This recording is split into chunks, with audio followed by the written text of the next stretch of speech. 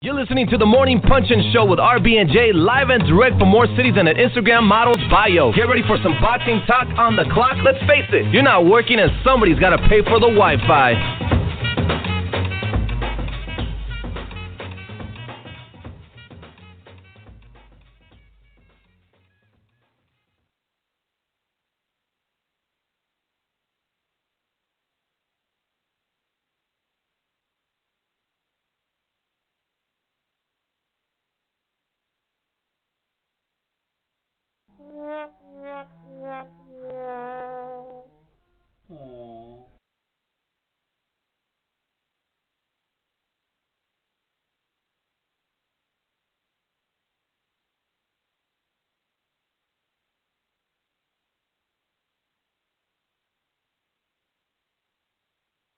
Not yet. Are you on the card? Yeah. Friday night? You are? Okay.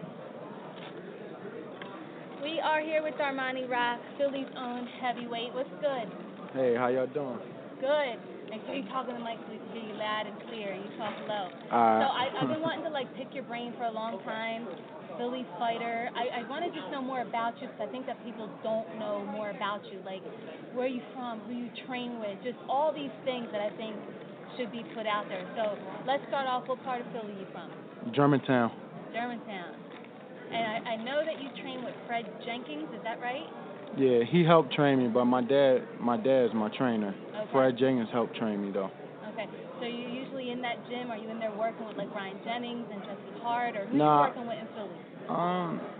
I work with whoever, but I don't train down there no more. I got my own gym. Oh. Where's your gym located? Frankfurt, Cambria, and Cedar. Mhm. So that's where I'm at now. Okay. Coming out of the amateurs, you had your name was buzzing, and a lot of people were coming at you with offers. I know Top Rank wanted you, some other companies did. What made you decide to sign with Rock Nation? You a Jay-Z fan? Yeah. But it wasn't that. No, Okay, business first. But they had the best opportunity and stuff, and one of the main things was making money outside the ring. So I don't always got to be boxing to make money, with the marketing and stuff like that. So what have they been doing for you outside of the ring? Is there endorsements, or are you doing commercials? I mean, what are you doing outside? Well, Fila, they put me with Fila. We ain't do no commercials yet, but it's still early. Yeah. So this year is your first year pro. Yes. How many fights did you get in this year? 5. It's not bad. 5 fights, and we're in November, so you're going on fight number 6. Right. So that's not bad. You fighting every other month? Yes. Something like that? Yes. That's good. So how do we get your name out there more? Because, I follow you just because of where I'm from, and, we're from the same backyard. But for the other people, I'm always talking about Darmani Rock. We actually have a game on this show that we play with our callers, and I say, name us some top prospects. And a lot of people can't do it yet. So how do we get your name out there more? What's going to have to happen? You're going to have to do something. I guess more fights. Yeah. I know my name going to be out there after this fight, so. Who's your opponent Saturday? I don't know. I don't know. Is Fred out here with you? Yeah, Fred here. And then this is your dad? No, it's uncle. He helped train me too. All right, was Fred just over there with Malik Scott? Did he go over there with him? Yeah, he went over there. That was a terrible fight. Yeah. It was bad. So, all right, so let's talk about the heavyweight division. Who catches your eye? Not that you want to fight them because we know you're still young, but who do you kind of look up to and say, wow, that's a bad man in my division? Tell you the truth, I don't really watch boxing, so I don't. I can't tell you that. I'd be lying if I told you. I don't really watch boxing. So it's just not your love? It's just something that you do? Yeah, and I that love you're good boxing. At? I just don't want to watch it.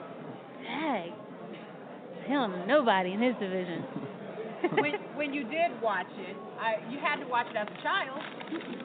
Not at all. You never watched boxing. You just woke up one day and said, I'm going to box. Yeah, I was trying sports. My dad put me in boxing, and I didn't like it at first, but I still did it, and probably like 2 years ago I started to fall in love with boxing, but I don't really watch boxing. I don't think people realize how young you are. How old are you? I'm 20 years old. He's a baby. He's a baby.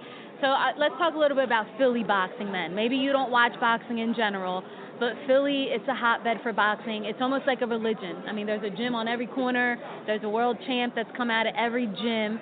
So right now in Philly, what fighters are just really doing their thing? Who are you looking at and you think he's putting Philly on the map?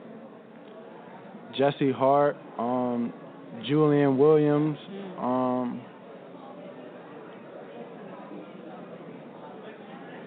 BY. Y'all got a lot.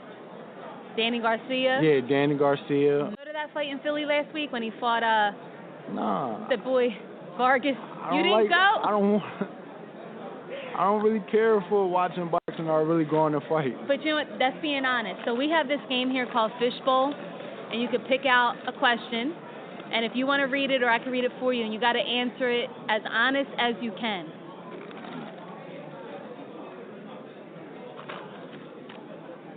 His question is, if you had your own talk show, who would your first 3 guests on your show be? Who would you want to interview if you had your own talk show? In general, not just boxing. Floyd, Jay-Z, and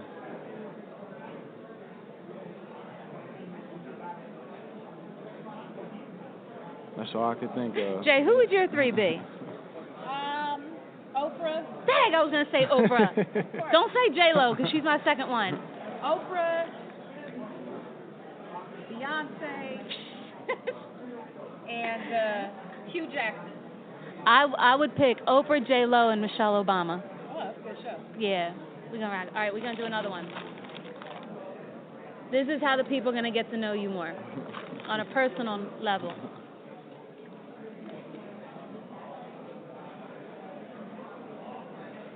I don't like that one. That one didn't really make sense. Not for your age. All right. If you could be on a reality television show, which one would it be? I like Love and Hip Hop. Hold on. Don't tell me you could rap. No, I can't Can rap. you sing? No, not at all. because we have people drop bars over here all day. Oh, no, not Yeah, you at all. Curtis Stevens yesterday was singing Miguel. Right. We had Roy Jones singing We Are the World. Yeah. One more.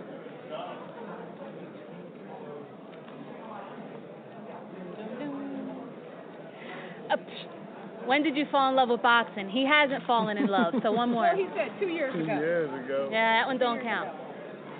All right, last one. What song most describes your life right now? If there was one song that's your theme song that describes who you are right now. Shine off of DC4 Meat Mills. All right. Okay. All right, Darmani Rock from Germantown, Philly. We wish you all the best Saturday night. We'll be following you. Thank you. You're welcome.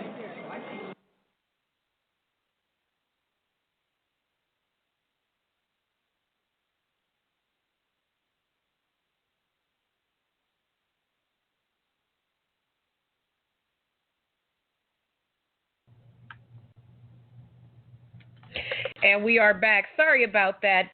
Las Vegas, it's a lot of devices here, a lot of stuff going on. But yes, that was our time with Darmani Rock. Maybe he could watch a little bit more boxing sometime. Yeah, he's really quiet, really humble, doesn't have much to say. It wasn't easy, but I thought we did good with him. I think so. Yeah. I think so. You know, Our own horn. everybody's not going to be the life of the party. You need all sorts of personalities. And so good luck to him. He'll be fighting on the card tonight. He don't know who he's fighting, but that's all right. We don't know who he's fighting either. No, he's not fighting this stick. All right, so we also got the opportunity to sit and have a candid sit-down talk with 2-time gold medalist Claressa Shields, and it is with great pride that we got to sit and chat with her, Jay, and we got really deep. We got to talk about women empowerment and all types of great things, and good for her for making a big payday tonight. Yes. So let's share our candid talk with our listeners with Claressa Shields. Let's go. We are live on the Morning Punch and Show at RB Jae. We are here today with the very young 21-year-old Claressa Shields. She's earned her place in history as a two-time Olympic gold medalist in boxing, not only in superior boxing, but an ambassador for the city of Flint, Michigan, a shining example for all women and anyone who's ever faced adversity in life and it's overcome through hard work and dedication and perseverance. It's great pride to have you here on our show today. Does it get old at all hearing two-time? Has it gotten old yet? No, I always love the new introductions. It's always fine with me. You like how about the two-time? Has that really stuck with you? Two-time is a good nickname. I only thought of two-time because Rashi Warren is three times, but I'm two-time Olympic gold, so I just keep it short and say two times. Mm-hmm. So you've been in the Olympics with many of the guys. Who have you been the closest to? Who could you say is one of your best friends from the Olympic team? You know what? I had a different relationship with everybody on the team. I wasn't really close with anyone, but I think me and Antonio Vargas and then me and Shakur Stevenson had a really, really close, tight relationship. Those are like my little brothers. They live right across the hall from me, and we spent a lot of our time together. Right after you won your second Olympic gold medal, your post-fight interview, you were brought to tears. And talk us through trying to keep yourself composed in that post-fight interview. It was so beautiful. It was like that moment really sunk in. You knew you won, but during that interview, it sunk in. What was it like in that moment? I wasn't there. That was an out-of-body experience. I don't know. Anybody you can talk to, anybody will tell you that I am overly confident in that I knew for a fact that I could win 2 Olympic gold medals. I knew deep down in my heart that I would do it. It was just the fact of actually doing it is what threw me for the biggest loop in the world, and I was just so happy, and I didn't know where my life went next. And I think that was just an out-of-body experience. I don't know who that girl was. I just know that girl was internally happy. All right, so professional women boxers, they're really starting to make a dent in the sports landscape. How did you come to the decision to turn pro rather than stay amateur and try to go for your third gold? Well, I didn't want to disappear for 4 years. I didn't want to win an Olympic gold medal, and then you guys didn't hear about me or see me box till 2020 in the Olympic final or semifinals. And I was just like, I want to start my legacy, and for me to go down in history as the best woman fighter, I would have to go pro. And disappearing for 4 years is not a good thing to do. I already did it 2012, and then leading up to 2016. So now we're in 2016. And I was like, I didn't want to do it again. I wanted to stay relevant, and I know that there's not a woman that's pro that can beat me. Period. And Christina Hammer, Cecilia Brakes, all those girls, whoever got a belt, whoever don't have one, there's not a girl that can beat me. And just with long as I'm gonna take my time, and probably by my 7th fight I'll be fighting a 12-rounder. But I'm definitely gonna take my time, and I'm gonna fight a 6-rounder, an 8-rounder, 10-rounder, and make sure that I'm in a proper shape. And even with that, even if I was to fight any of those girls right now, the only thing that they have over me is that I haven't ever fought 12 rounds. But if you think about if they was to fight me in a 4-rounder, I would win. But when you think about 12 rounds, think about, am I in shape for 12 rounds? And have I ever endured, 12 rounds of boxing, which I haven't. But I'm just saying, just give me the time to actually be on that level, and I can beat any of them.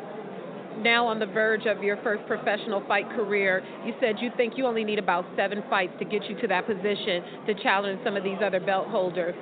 How realistic, or how long do you think it'll take you to get those 7 fights to get to that level? Will you have to travel? Do you think the U.S. is ready to have it here? How long do you think that road will take you realistically?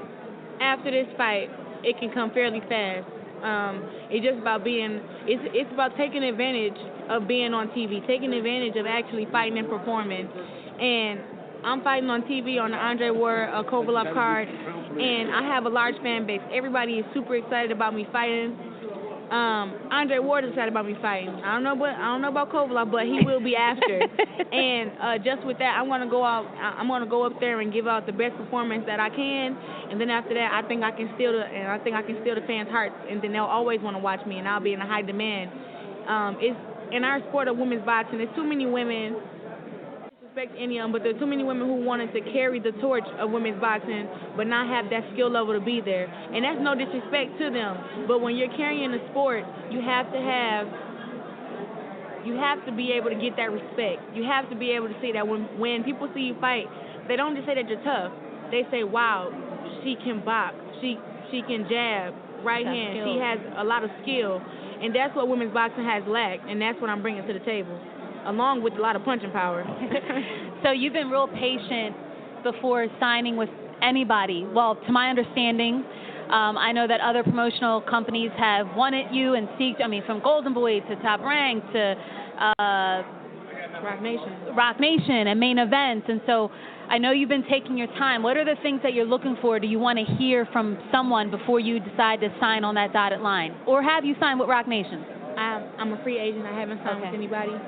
But what I'm looking for is, one, a nice signing bonus, and then two, a beautiful game plan. Somebody that understands and has actually watched me box. I don't want somebody who just, wants to have the privilege of saying, oh, I have Claressa Shields. Right. I want somebody who actually believes in me as much as I believe in myself. I don't want to have to try to make them believe in what has already been proven twice, that I'm a great fighter.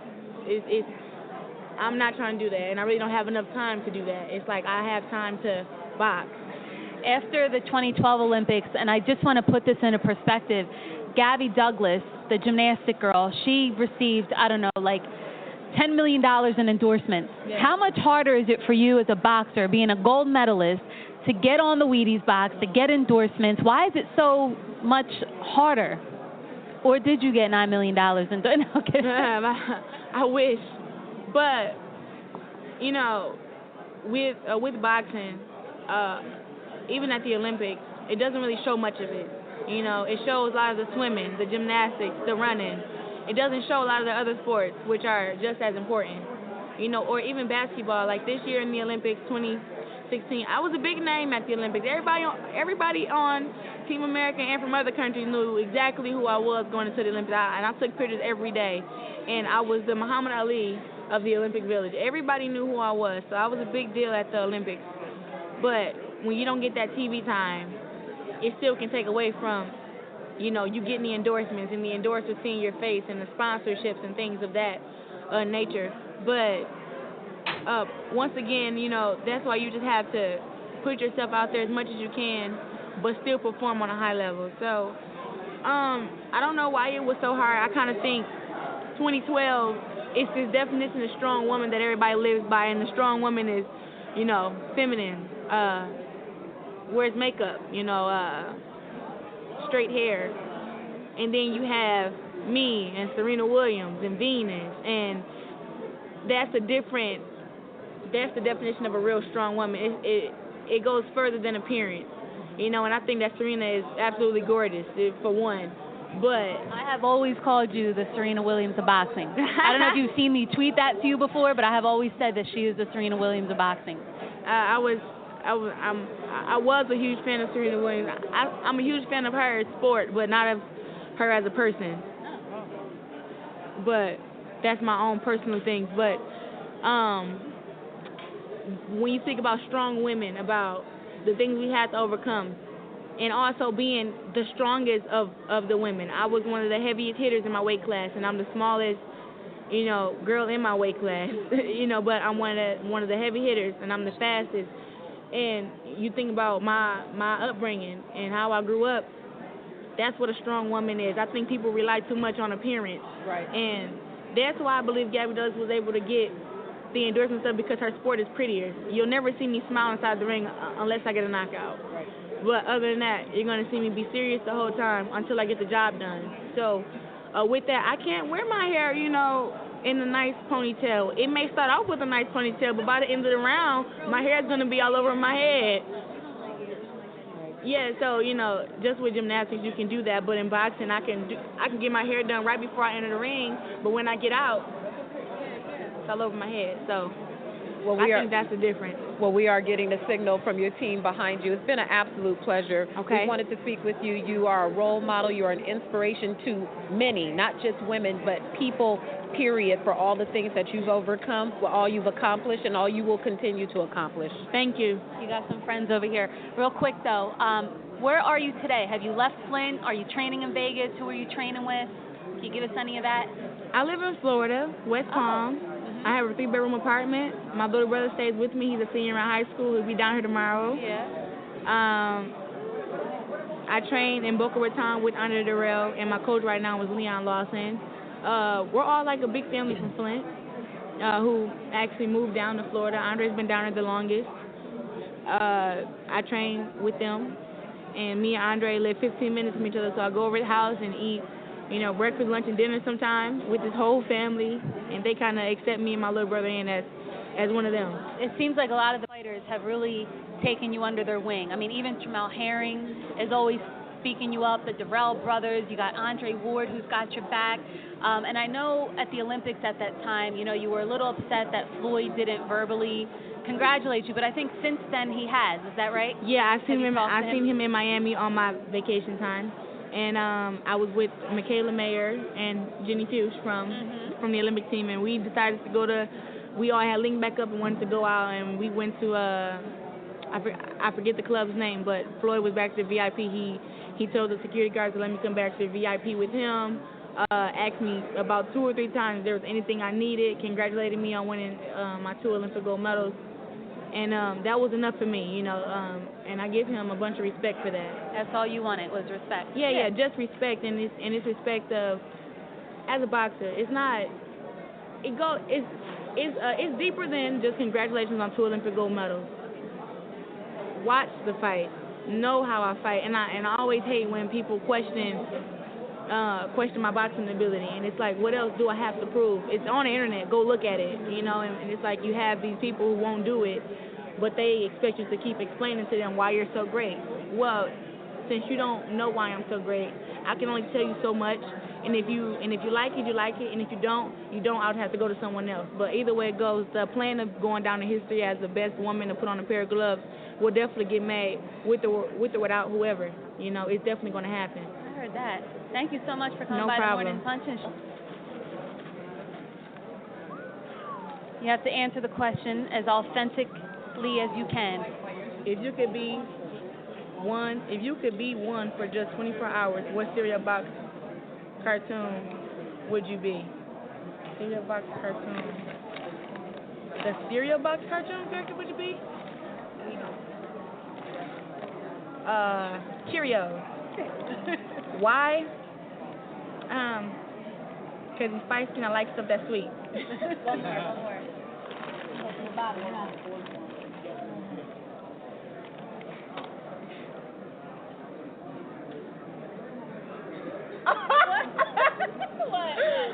Name your favorite song, sing/rap the hook. Yes. Meek Mill's Monster. The money turned me to a monster. The money turned the noodles into pasta. Okay. Thank you. All right, no problem. Thank you.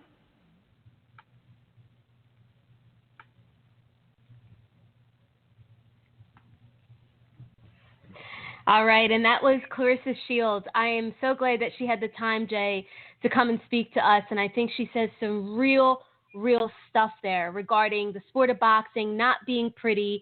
She can't put the makeup on. She can't straighten her hair and put it in a pretty ponytail and walk away with $10 million in endorsements. I really didn't think about it like that. I didn't She either. schooled me. Yeah, I learned a lot from her. She's very mature. She's been shaped by her experiences, and it's made her an articulate, insightful person, athlete, and there's great things ahead for her, and that girl can bang. She sure can. Best of luck to her tonight. Before we get with Kathy Duva, why don't we give our scouting report, Jay, on Kovalev Ward? So I'll let you start off with Sergey Kovalev. As you know, Sergey the Crusher Kovalev going in undefeated. 26 of his 30 victories have come by way of knockout. The Crusher, when he gets into the ring tonight, of course, we are going to see that stiff jab and that devastating power. We've seen it in fight after fight. He's called the Crusher for a reason. He's just a physically strong guy that is very adept at cutting the ring off. If I could pinpoint any weaknesses, he tends to leave a few openings in his guard, which lets him get hit a little bit more than he should. To fight against Andre Ward, who's a quick counterpuncher, he'll have to tighten up his defense a little bit.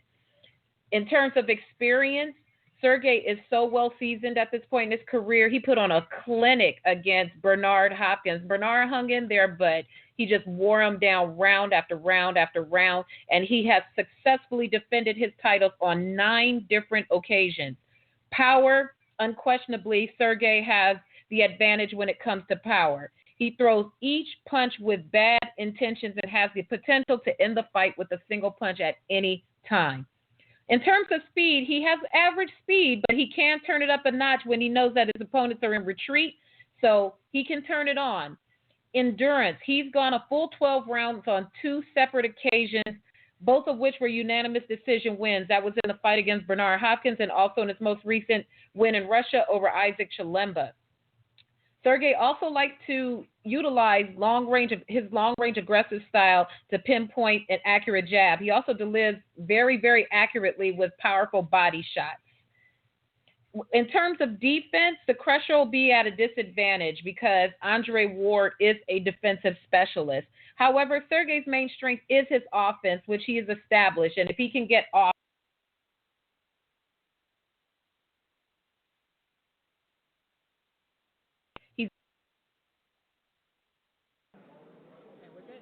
All right. We are here Morning Punch and Show at RB Jae with Miss Kathy Duva. Hi, Kathy. Hi, Michelle. How are Hi, you? good. So tomorrow night we have 2 of the best fighters in the world fighting each other, and you, as a woman, Miss Kathy Duva, are promoting the biggest fight in probably the past decade. How's that feel? Pretty exciting. I'm running on adrenaline now, so I can't feel anything, but I'm really excited. Yeah. Well, I totally admire you, and so I kind of want to know, I know the card's going to be great, but how many pay-per-view fights have you been involved with in your career? Well, God, I can't even count. The first one was when Holyfield beat Douglas. Mm-hmm. Then HBO started a company called TVKO, and the original partners were Main Events, Top Rank, and HBO.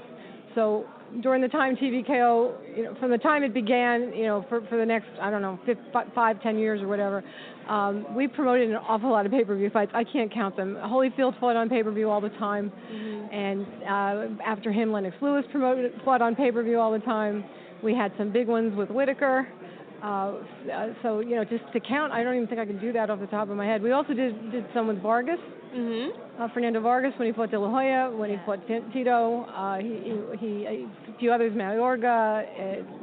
He had quite a few, actually. We had Pernell Whitaker on yesterday, mm-hmm. and he was giving us some really funny stories, how back in the day, he said that he would save the company, that he would save Main Event. Always. Always. Whenever we would have a couple bad losses, whatever, he would just come around, he'd put his arm around us and go, "Don't worry, I'm going to save," he'd say, "I'd save the family." That's what he would say. "I'm going to save the family." And every time something went wrong, you just come over, "Don't worry, I'm going to save the family." And he always did. Talking about family, so this is a bit of a family affair. I was reading that you've been really mentoring your daughter, Nicole, mm-hmm. to maybe one day take over the company, and you compared her to be more like her father than you. Oh, she's a carbon copy, and actually, sometimes I feel like she's mentoring me now. So I'm just going with it. It's my comfortable place. Yeah. I am not this assertive, take charge person at all. She is.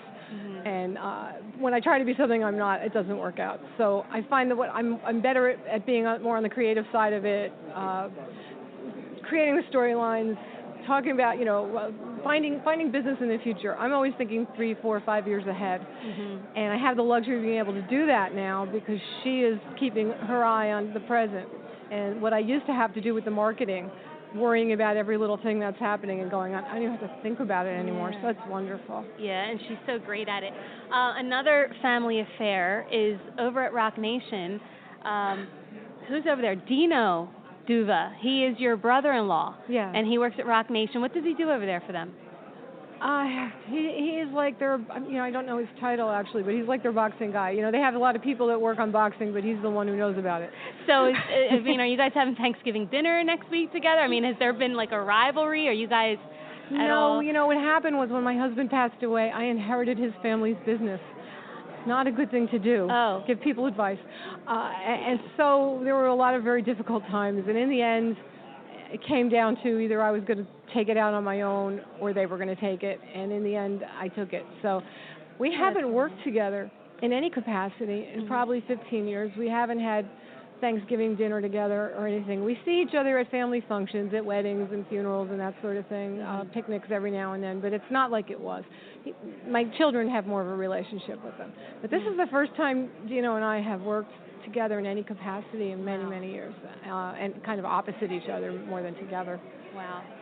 I want to just frankly ask you, I've heard in the past Golden Boy works with Rock Nation on Cotto Canelo. I know that Top Rank has tried to make fights with Rock Nation, and they've all seemed to just have such difficult times working with them. And I know they're a new company, and they're trying to change the game and the landscape of boxing. But how's it been for you guys working with them on this event? Oh, I have some quotes here from Jolene that I could read. Jolene said, "They are crazy. They are sick. Horrible." I'll just go with challenging. All right. Not want to bite her tongue, Jolene. Right. No. So there is a rematch clause. Kovalev has a rematch clause. I read that you said if Kovalev were to lose, God forbid, that he would absolutely want to exercise the rematch clause. You were saying that Andre Ward, it's a little more difficult. So what did you mean by that? I mean, if Ward loses... it's a little more complicated. If it's in a situation, Sergey's got the title, so of course we have that right to get that rematch. That was part of what we bargained for when we made the deal. As far as the Ward side said, well, if this is a great fight and we want to do it again, we want to have the right to do it again too. So we said, okay, what we're going to do, each one of us can call for a rematch if we want to. I can tell you unequivocally, if Sergey were to not be successful, he's going to want his title back. I can't tell you what the other side would feel like if it worked the other way. So that's why it's a little tricky. So let's talk a little bit about the card then. So we know the main event is phenomenal. Any other fight on there that is really intriguing to you that you want people to really tune in to watch, whether it's on the free telecast or whether it's on the pay-per-view telecast? Well, I'm more familiar with the pay-per-view telecast because I don't have any of the fighters on the free telecast. You got to talk to Rock Nation about that, but no, it's fine. It's kind of weird. We've got this kind of balkanized promotion. They're kind of running their promotion. We're running ours, but it works. We of course have Curtis Stevens on the card, and it's always worth watching Curtis. It's always a treat. Always a treat. He's fighting James De La Rosa. That just has car wreck written all over it. So I really think that's a fight people will want to see. Curtis is he's been working with John David Jackson.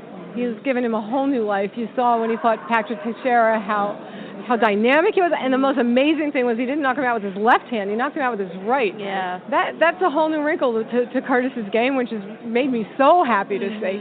And so we're gonna get another treat with Curtis, and if he's successful, we really want to get him into that mix at middleweight again because he deserves another title shot if he does. Speaking of which, we had Curtis on with us yesterday or day before yesterday. He said he's looking at this as the road back to Golovkin. What are your thoughts on this potentially being the road back to Golovkin for Curtis Stevens? Well, I think it's going to be a bit of a long road. He's going to have to win some other kind of signature fight, shall we call it, to get there. Yeah. But if he does that, then absolutely, because this is a new man. And I love the fact that he wants a challenge. Most people don't want to fight Golovkin. All we hear about is how nobody will fight him. Mm-hmm. So if Curtis gets a couple of really significant wins, who knows? Of course, we'll try. And I feel like this is his road to Canelo. I mean, he said Golovkin, and I get it. I get why he would say that, because nobody wants to fight Golovkin anyway. And he's like, shoot, I'll fight him again. But I feel like this is his road to Canelo. I mean, I feel like if he can finally get that Lemieux fight for whatever reasons, I mean, I feel like and I think when I talk about a signature win, that road, I think Canelo's on it, absolutely on the way.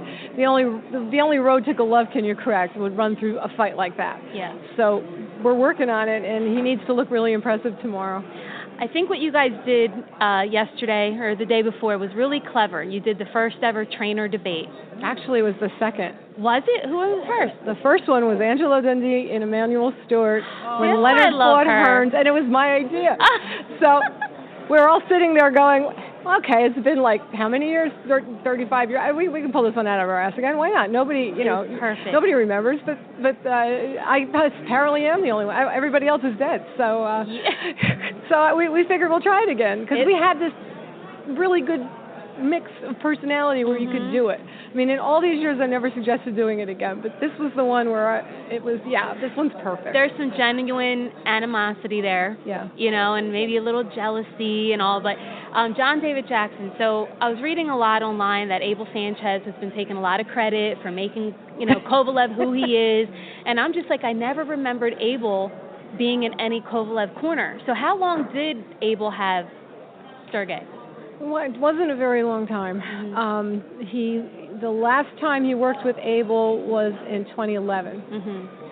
So, and he turned pro in 2009, and I'm not sure if Abel was with him from the start. It was a brief time. Sergey came into his camp truly as Golovkin's sparring partner. That was the reason he was there, as far as Abel was concerned. Sergey was there because he was sure he was going to be a champion of the world, and he wanted to be treated like one. And there's those stories out there about the sparring sessions between them and, who knocked who down and what happened. And Sergey was an 8-round fighter at the time, and Golovkin was getting ready to go defend his world title. Yeah. Sergey just got back from a long layoff. It was his first day in the gym. Golovkin was doing his last training session before going to fight. Yeah. And he knocked the wind out of Sergey, and Sergey just said, do I get up and beat up my friend before he goes to fight, or do I just walk away? And so he walked away. Yeah, interesting. But that's the truth of that rumor, and it's okay. The beauty of this is that if anybody doubts that Sergey knows how to fight with a heavy-handed puncher, the reason Abel wanted him there was because he was the only guy who can hang in there with Golovkin, and that's when he was an 8-round fighter. In your history of working within boxing, fans nowadays love these urban legends. So-and-so knocked out so-and-so when they were sparring. Were they in camp? Has that always been fodder for discussion? People, I heard that this fighter knocked out this fighter when they were in camp together. Or is this just a new thing for fans to keep stoking the interest? Those legends have always been out there. The general rule in the old days was what happens in the gym stays in the gym, which I think it should. Yeah. Because it's practice. And when people bring us fighters, we have sort of what do we want to call it? Everyone in our office has our ears up. The second somebody brings a fighter to us and says, let me tell you about the guy he knocked out in the gym, or let me tell you about the world champion who doesn't want to spar with him, we turn off. Right. Because the truth is that if you're sparring with a world champion, you're not in there to prove you're better. The champion, if he sees a guy coming to tear his head off in practice, he should walk away. Yeah. That's not what this is about. To get work. Evander Holyfield never called it training, he called it practice. And that's what it is. And so to go out and practice with someone and try to beat them up, it's foolish. Why don't you learn something from the person? Why don't you go in there and see what this person has to give you? Gym wars, all they do is cut your career short. And I've seen a real tendency there's a certain kind of guy out there who wins the gym wars, but somehow doesn't win when he's in the ring. And that is a very common phenomenon. You brought up Holyfield, so I have to bring up Don Turner. Aww. So I heard, and you could tell me if I'm wrong, that, Kovalev had a really hard time signing with someone, with a promoter. Oh, yeah. And Don Turner told him, call Kathy Duva. He did. Is that for real? Don called me. Yeah? And said, there's a fighter I need you to look at. And he's never in his life called. I've known Don Turner since Holyfield was fighting. He's like the grandfather I never had, And I told Don, whenever you put your arm around me when I see you, it's the only time I ever feel safe. Aww. But he's wonderful. But he's never called up and said, I've got a fighter for you. So when Don Turner calls up and says, you have to sign this guy, you pay attention. Uh-huh. So Jolene and I went and met Agus, Sergey's manager, at Don's suggestion, and he said, I've got this guy, and I've invested so much money in him, and I have such belief in him, and I know this guy's going to be champion if somebody give him a chance. Would you just put him on a card and take a look at him? I said, of course. Happily, we had the NBC series then. We had the platform to do that. Jolene said, I'm going to put him in with Darnell Boone. The rematch? Because she said he fought a 1-point split decision with this guy. We will be able to tell if he improved, because if he's on a level of Darnell Boone, no offense to Darnell, but where's he going? Yeah. So you saw what he did, obliterated him in 2 rounds, and that was it. The moment I laid eyes on him, I knew it. And what a wonderful thing. This guy from complete obscurity to where he is in just 4 years, which is, we said to him, you just got to win the fights. You win the fights, we'll get you there. And he wins the fights. Well, he's been exciting in boxing for sure. John David Jackson says that Andre Ward has 3 weaknesses, but he won't say what those 3 are. He won't tell me Can you either. guess? No, I have no idea. I'm not going to do that. Nobody will tell me Ward's weaknesses. We'll tell you tomorrow night. All right. Kathy, it's always a pleasure speaking with you. You're such a pioneer for women, such an inspiration. Oh, thank you. We appreciate your contributions. You are pioneers too. Oh, thank you. That's so flattering. And so we're excited for just tomorrow. The stare down today, it just gave me chills. That was something. Let me tell you, I have been fortunate enough to be standing in the middle of a lot of good stare downs. That was great. Primo stare down. Yeah, no, that's always a sign that something's going to happen. Yes. All right, thank you for coming on the Morning Thank Punch you. Show. Thank you. Thank you. We love you.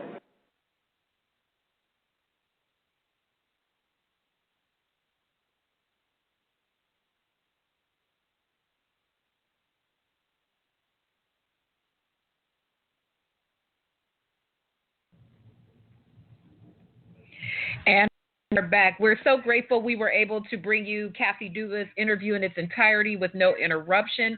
Kathy Duva has been in and around this sport for many, many, many years. Some great stories there. That was really good when she told us that the first debate was actually Emmanuel Stewart and Dundee. I thought this was the very first one. Yeah, she goes way, way back. And, I asked her, how many pay-per-view events has she been involved in? I think I didn't even realize how many, and too many to count. So, she's not the new girl on the block by far. She goes way back. She comes from the old school cloth, which was cool. So, Jay, during this interview, she mentioned, and she kind of giggled about it, that, we're running our own promotion and Rock Nation's kind of running their own promotion, and I guess it kind of works. Right. And that is really how it's felt out there. She wasn't lying. She wasn't sugarcoating anything. We have kind of felt that, where there is a bit of a separation. You see what Main Events is doing. You see their social media is heavy. They're doing a lot of promoting.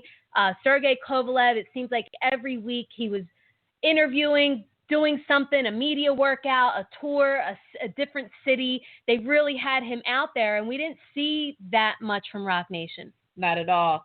As we know, Andre Ward is not the most open with the media, and that's his right.